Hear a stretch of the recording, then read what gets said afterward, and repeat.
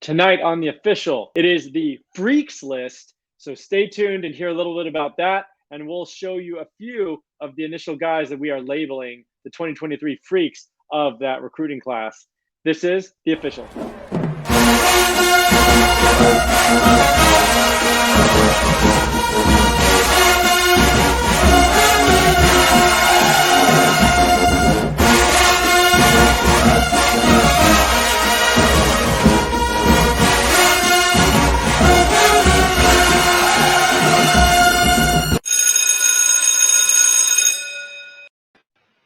Welcome into the show tonight. Full house once again. I love it when we're all here. Matt, David, good to see you guys tonight. Before we get started, remember to like and subscribe to our channel if you enjoy the content here. Visit campuscanton.com, our parent website. We've got ADP for college side drafts, for NFL side fantasy drafts. We also have plenty of tools and other things to get you ready for your fantasy drafts, or if you just like exploring who's good in college football, it's a great place to visit. Finally, we have 3 guides out this year: a freshman guide, a college fantasy football guide, and a Devi draft guide as well. Each one is $20. You can pick them up on the website as well. Great values there, and really a pleasure to put together for you. So, David and Matt, first thing we're going to get to on the show is this thing you've been working on that we're all really excited about, kind of keeping it a little bit under wraps, but we're going to peel the top off and take a look a little bit at what you guys are calling the freak list for the 2023 recruiting class. So tell me, what are you doing with this thing? How did it come about, and what can we expect? Yeah, so it was really, a random idea that came to my head because nobody's doing it for the recruiting space of things. Obviously, it's very heavily influenced on Bruce Feldman's freak list that he drops every year for college football players. But we decided that, it's just something that nobody else is doing for recruiting, and it would, just fill a need for a lot of people. Yeah, I mean, we're all like, just wait. We haven't seen the list. Like this right here, Hykeem Williams, possibly the next Julio Jones, dubbed by David. But we don't really know who's on the list, actually. This is all between you guys, so we're all anticipating it. When can we expect this thing to drop? Next week for sure. We don't have a specific date yet, but plan is next week. Great. And what we're going to do is, for everyone watching, we're going to have the list out in an article form. We're also going to follow up after that with some videos on YouTube, on this channel, probably with some clips of their gameplay and a little bit else there. So be sure there's going to be a lot coming out for the 2023 Freak List. We're all very excited about that. So what I wanted to do, you guys are very familiar with this list. I want to know who's on the list. Our viewers want to know who's on the list. So we're going to do a little random pick of the top 50 of these guys, and you're going to just give us 30 seconds on who it is, why you picked them, what makes them special, what makes them freaky. And so we're going to do that right now. David, you're going to be up first. I'm going to randomly pull a number here of the top of 1 through 50, and it is number 9. So can you share with us number 9 on this list and what makes them special? Oh, wow. That's perfect. Yeah, this is perfect for me, actually. So number 9 is Drew Hall. I know Vanderbilt was one of the first to be in on him, which isn't surprising. They're usually pretty good at going pretty deep and finding good athletes. But Drew Hall, we got him at 20.8 miles per hour, which is definitely good for that size. He's like a triple jumper, which is pretty rare for those with those size types. 6'4", 215. You don't see that too often. So he's got over a 43-foot triple jump. He's got nearly a 22-foot long jump, over a 6-foot high jump. So yeah, he can jump. He's explosive. And then we found some camp numbers on him as well. So we got a 4.69 laser on him, which that pretty much matches up with 20.8 miles per hour. 36-inch vertical, and this one's pretty freaky for this size. 128-inch broad jump. Oh, so that's almost like 11. That's huge. Yeah, so he's really explosive. He actually played quarterback as a sophomore, and then he moved to wide receiver. I don't know if he'll stick there or if maybe he ends up being like a developmental tight end, but as far as like size and athleticism, he made our top 10. So yeah, he's definitely a freak. And one of the big numbers, David, missed here the 10-6 100 meter, which is Well, insane. Yeah, I mean, legit, we're all yeah. freaking out about Harbor, doing a 10 something at 225 pounds. This kid's not far behind. It's from some small school in Connecticut. Does he have any? I think he's a 0-star composite right now. He is Yeah. unranked. He's unranked Yeah. completely. He does have a Vandy offer listed, a Duke offer, Army, Connecticut, and Texas Tech, which would be fun given their new offensive system. But yeah, I mean, he's definitely on some Power 5 radars. A matter of time, so he probably gets like 3 stars at least with multiple Power 5 offers, I would imagine. All right, Matt, your turn. And 27. 27. Who's number 27? Okay, that's an easy one. William Fowls. He is a wide receiver out of Florida, I believe South Dade Christian High School. He is about 6'3". I'm sorry, 6'2", 212. And the 212 is actually a recent picture they posted on Twitter that David found, which is up. I think he's listed at 200, right? So he's up a good amount of weight. I clocked him myself at 21.2 miles per hour, which is very good. Mm-hmm. He's kind of lacking in the track department. I don't think we have anything for him there. His 24/7 profile says he runs track, but I don't know about I remember. the actual He time. only did like 2 actual runs, so he disqualified them just because they weren't really relevant because he wasn't an active member of the team. I see. And he self-reports a 4.47. But the real thing is the 21.2 miles per hour at 212 pounds. It's very fast, very good in a straight line. And yeah, I mean, we don't have that much data on him. I don't have too much more to say in terms of just the freak list. I was going down the list the other night of 3-star receivers out of Texas and Florida, which is kind of like a favorite pastime of mine. I just like to mine the underrated guys in those states. He came across my list. I actually did not watch him because he is a 3-star. He's a 4-star on the composite, barely hanging on to 4-star status. He's a 3-star on the 24/7 site ranking. And so I was going to check him out actually. So that's interesting. I'm going to definitely have to do it now. He's a real good, like, deep down the field guy. Jump Yeah, balls. and he's got size. He looks kind of rocked up. I mean, he looks thick. Yeah. All right. So that's really cool. I mean, we picked 2 at random, and there are 2 guys that I haven't heard anybody talking about. So be on the lookout for this list. It's going to be really exciting. Definitely going to got names to circle as you start going through the recruiting process yourself, and know that Matt and David are always 5 steps ahead of the rest of us. So we're so thankful they're here doing this work for us. It's really awesome. All right, so I can't wait to see the whole list, but we're going to flip towards the mailbag section here. So we asked our Discord. If you're not a member of the Discord, you should get in there. You get full access with the baseline rate at campustechcanton.com. It's only $2.99 a month. But, we like to ask our supporters in the Discord if they have any specific burning questions. And we had 2 this week. That was, first one, will training and nutrition improvements and advancements lead to a higher hit rate for QB prospects? Now, I don't really know why he asked specifically about QBs. Matt, you had a thought on, maybe it's other positions. You're not as convinced QB is going to take a huge leap here because of these things.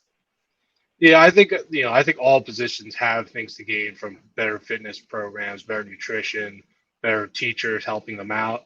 But I think quarterback would be the least to see that improvement from, because the game is so much more mental for the position. And for me, like wide receivers, that's something we've seen. It's had a big effect on them in the past years. We're seeing more and more guys being a lot more refined and ready to go out of high school even. So, it definitely affects every position, especially QBs, but I feel like of all positions, it'll be the least for them. David, any thoughts? Yeah, I think I agree with that for the most part. Maybe more of a hit rate in college. Like, these guys are starting out younger, their mechanics are pretty good. Like, but I think you need to have like a certain level of talent, which is just rare to like. If we're talking about a hit in the NFL, like it's just, I don't know, starting earlier and getting training earlier and stuff like that. I think maybe your potential just gets tapped out earlier, but do you really have talent level to make it that far? I don't know if that really changes much. I think I'm with both of you there. I think they're more prepared. I think to your point, David, like you may hit your ceiling sooner, which isn't, I don't mean that in a bad way, but you just may be more ready as a true freshman. And I don't know if it's because now I'm like super familiar with every single freshman, at least almost at the FBS level, that I feel like they're coming on the scene a little bit sooner than they used to. Ready to start, getting in games at all positions. But yeah, I'm not sure about hit rate, the ultimate hit rate, which is NFL. I agree kind of with David's point. I mean, there's just so much talent to go around that no matter of training and nutrition could probably help. And then we talk about this kind of a lot on here. What percent of recruits play more than one sport? And follow up, what is the most common sport here? I would say anecdotally, at least 50%. Matt, I know you looked up a couple of surveys or something that were spitting out numbers like 70 to 80. One study even looked at 90% of future, was it NFL players or future college starters?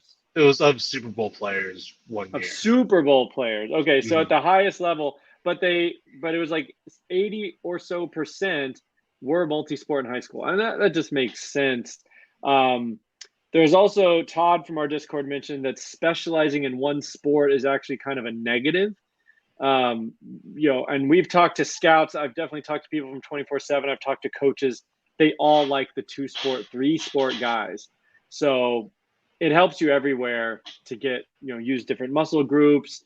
I think it allows you to have like a different perspective on the game that you're playing. I mean, you can approach it from a different way. You're not locked into one mindset. Actually, I was listening to the Andrew Luck documentary on the Athletic podcast, which I would say if you are interested at all in any of these things, definitely give it a listen. I listened to the first episode today. And they said from the start when he arrived at Stanford, like he grew up overseas in Europe. And so like his perspective on so many things was just different. And it was like in a good way. So I think no matter what, whether it's growing up overseas or being, exposed to different sports, it all helps you on the football field because you have a variety of experiences and perspectives to apply to the game. So now we can get to commitments. We only have a handful this week. After last week, I think we had almost 10 or more. And, there were so many offensive skill position commits this week. The offensive skill positions took a break. I know there were a lot of linemen on both sides of the ball and other defenders that committed this week, but not that many that are fantasy relevant for us. Number one, the QB is always going to get the marquee billing. Dylan Lonergan from the state of Georgia, actually just south of where I live.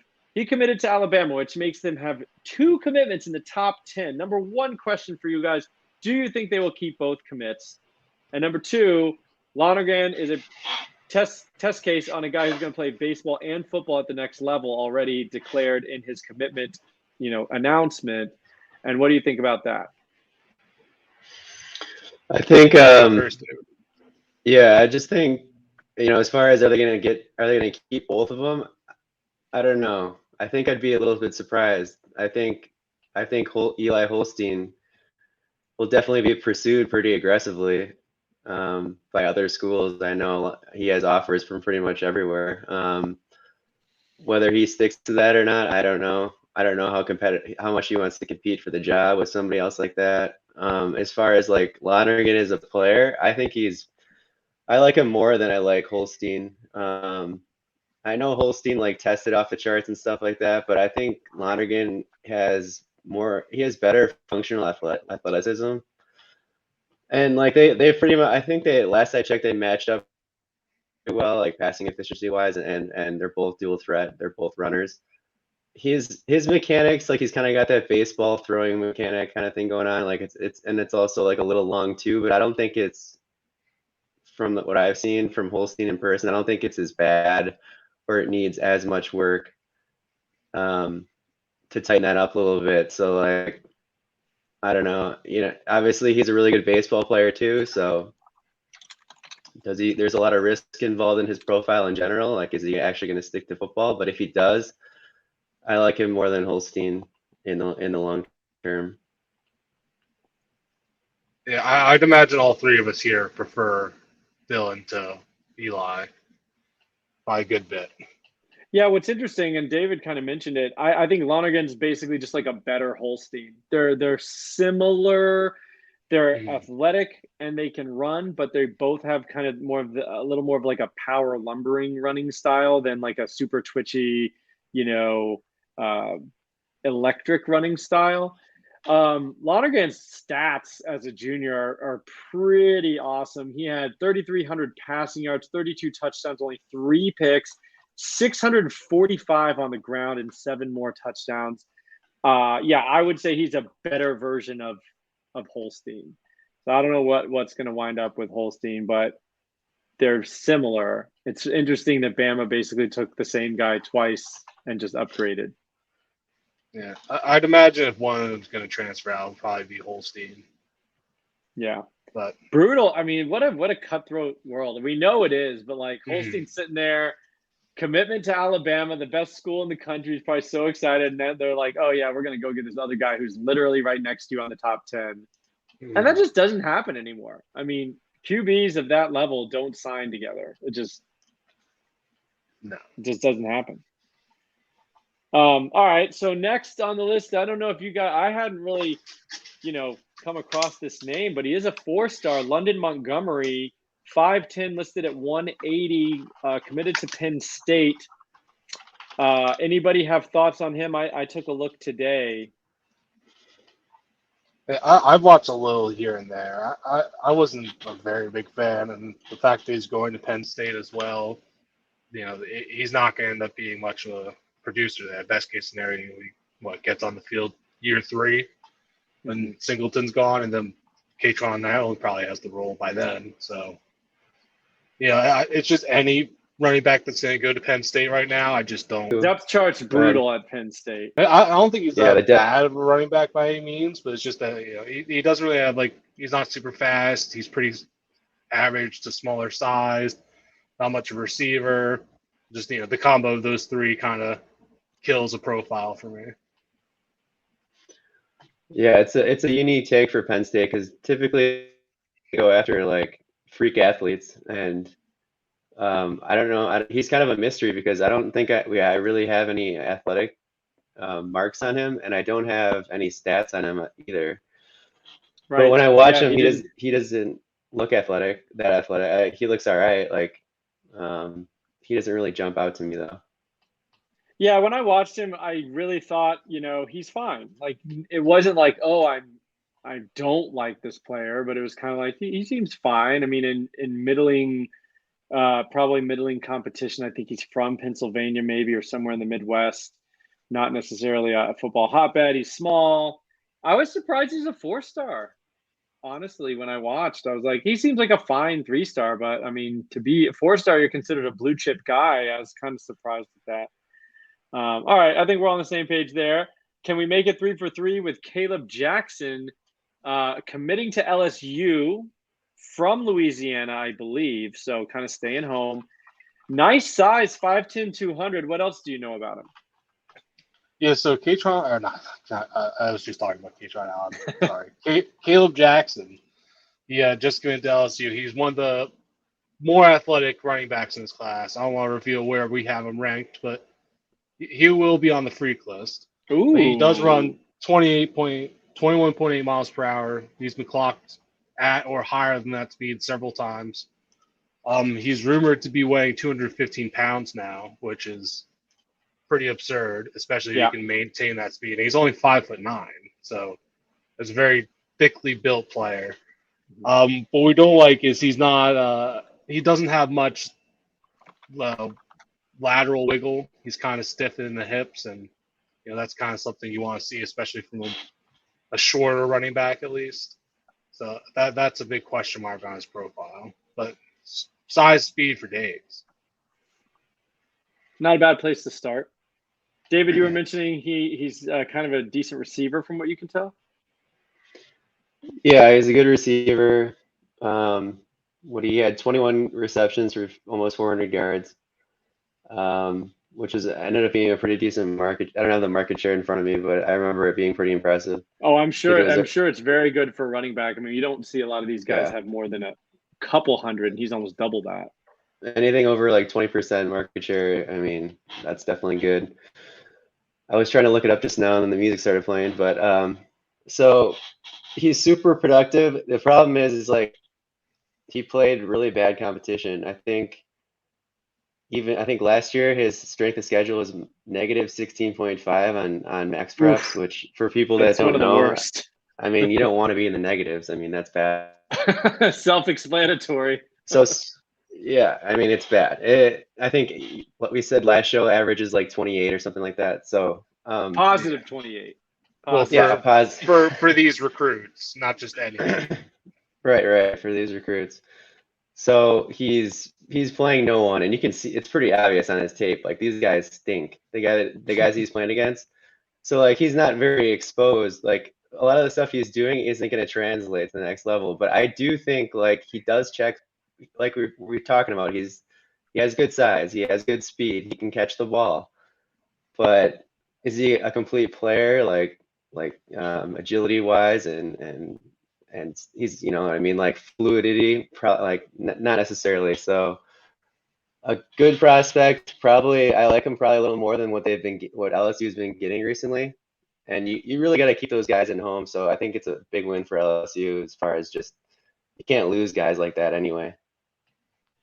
Yeah, he actually kind of reminds me of another guy named Kaleb with a K this cycle in 2022, Kaleb Johnson, who went to Iowa. Similar guy, clocked at like 21 miles an hour, 210, 15 pounds.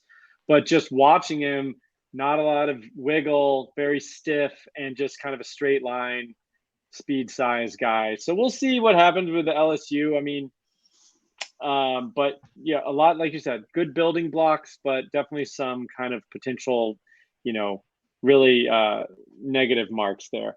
And then we usually highlight the 4 stars, but since we had some time and some room this week, want to highlight 2 3-star guys. First of which is Davion Dozier, a 3-star wide receiver, and Matt has some opinions on him. He's 6'4", 195, and committed to Arkansas, I think just today. Mm-hmm. Yeah, I didn't even see it till David brought it up to me. Yeah, he was a player I actually got on pretty early in the process as a sleeper. I really like. He's really tall. He moves really well at this size, especially laterally, which is something I really look for in those lengthier receivers. They usually have a harder time, moving their weight that way. And he does really well. In fact, he's a pretty good yak receiver at that size. Like And that. yeah, and that's really what I love about him. And really bad competition though. I believe Alabama. I believe he's from Alabama, and a small school in Alabama. And yeah, they might have been negative strength of schedule. It was that bad, but I'm confident. He's definitely more of a developmental guy. I think I comped him to Quentin Johnston. I'm sorry, and I mean, that's best case scenario. But athletically, he kind of reminds me of him in that lankier build, yak ability, long arms.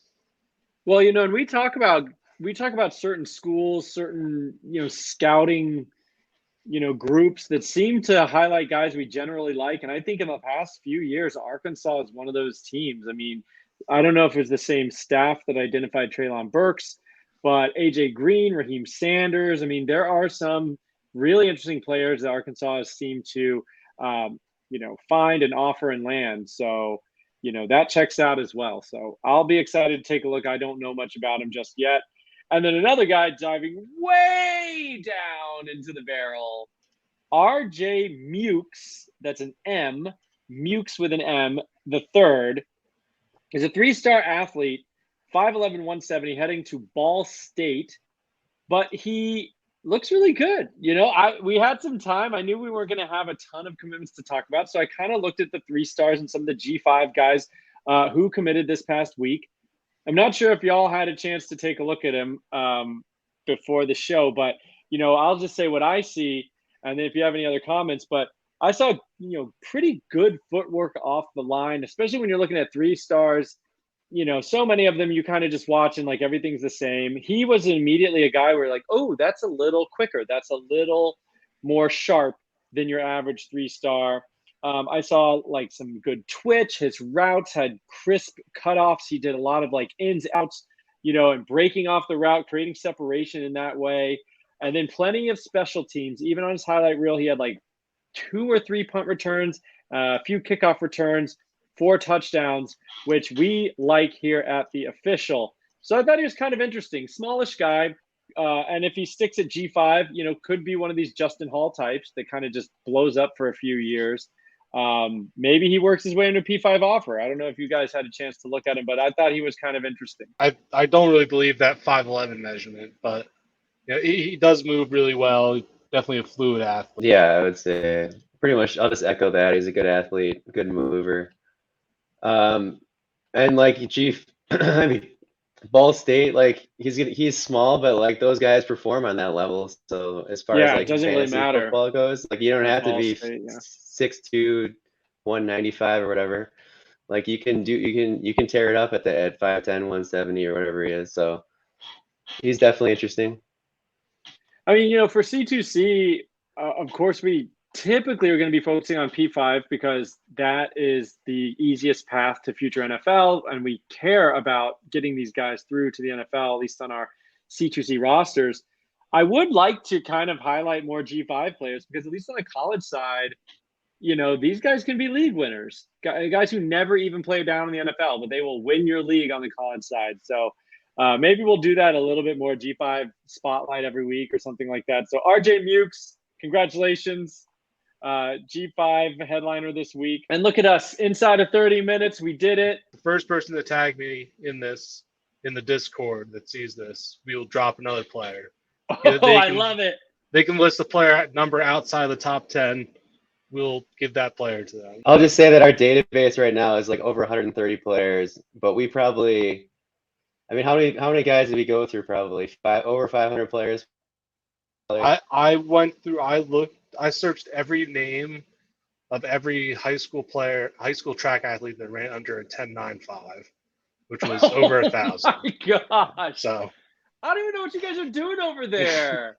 That's crazy. Yeah. So it's been a grind. List. Yeah. Wow. Thanks so much. I mean, it is overwhelming to sort through that many players, but we can't thank you enough. It's going to be an awesome list. I'm super excited. Thanks for sharing a little bit tonight. And without further ado, this has been The Official.